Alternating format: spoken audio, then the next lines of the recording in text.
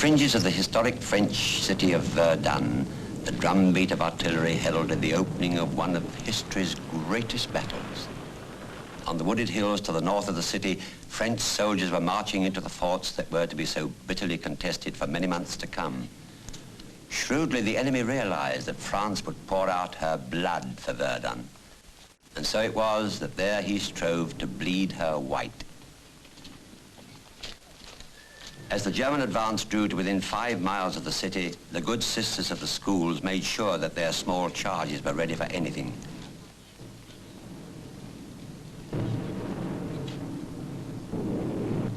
Somehow, evacuation from Verdun seemed unthinkable. Verdun was to be the symbol of undefeated France.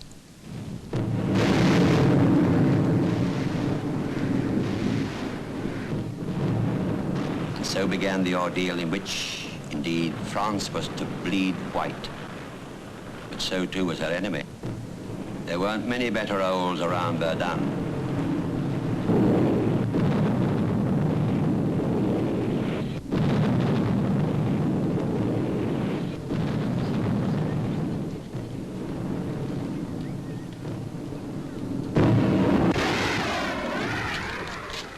The officer commanding the defense of Verdun, Marshal Petain, expressed his country's attitude in the simple but historic phrase, "On ne passe pas," they shall not pass. And the enemy was active elsewhere too. In May, British intelligence reported the German fleet leaving its bases of Kiel and Wilhelmshaven. Now that Admiral Scheer was in command, a more aggressive policy was being adopted, an all-out bid for control of the seas.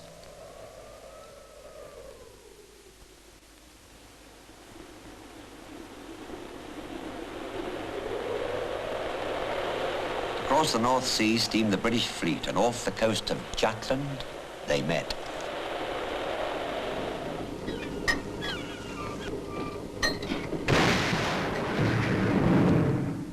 Salvo and counter-salvo, hit and counter-hit, destroyers, cruisers, dreadnoughts.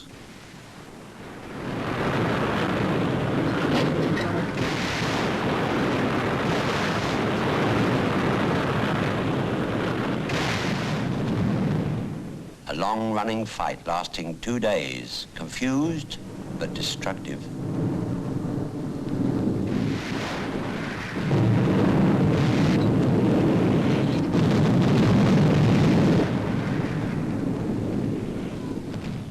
Brave ships died with their crews. In attempting to cut off the enemy from his bases, the British rang for all steam. All steam. Another of my uncles was a stoker at Jutland. Ask him about it. But in the mist, contact was lost, and after fruitless searching, the battle was over. The German losses in men and ships were less than those of the British, but the Kaiser had had enough, and for the rest of the war, his fleet stayed at home. In keeping command of the seas, the British were the real victors of Jutland. Early in the action, a boy working in a gun crew was mortally wounded, but he continued to stay by his gun until all the rest of the crew were killed or wounded, until his own death.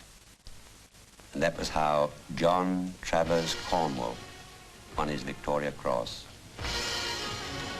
At Jutland, Britain lost in killed 6,400 officers and men. So that once again, there were memorials to be unveiled, this time for men in blue.